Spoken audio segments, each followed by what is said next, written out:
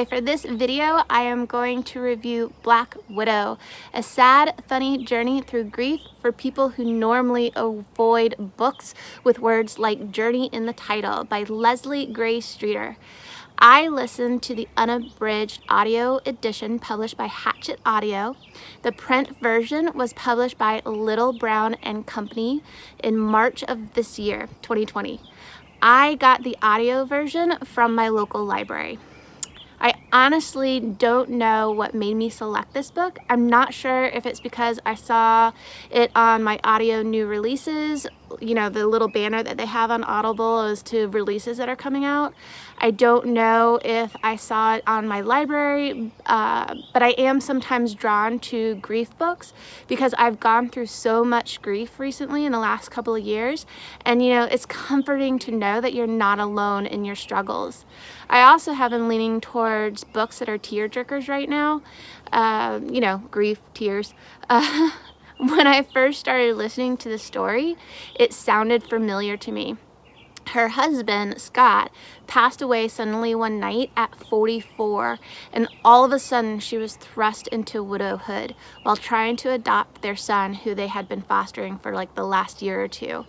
I realized while I was listening to it that after doing a little Googling, I had heard her story on CBS Sunday Morning, which is one of my favorite shows, in a piece about grief. It was a great piece and provided resources for people who are experiencing grief. Overall, I enjoyed Leslie Gray Streeter's book and I gave it 3 out of 5 stars on Goodreads. It's not long, so I definitely recommend it to people who enjoy memoirs read by authors that wrote them. It was definitely relatable for me. Even though I have my husband, I have had my share of grief. There were a couple of quotes that really stood out to me. One is, grief is like a gut punch. Yeah, it is.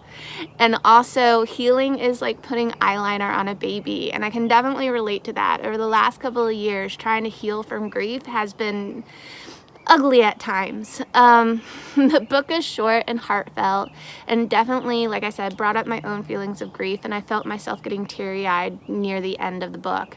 My only criticism is that the performance was lacking just a smidge. She had a pleasant voice, but there were points in her reading or in her performance where you could tell that she was reading her own story. There were points where she tried to put emotion into it and tried to perform it, but it just didn't hit the mark.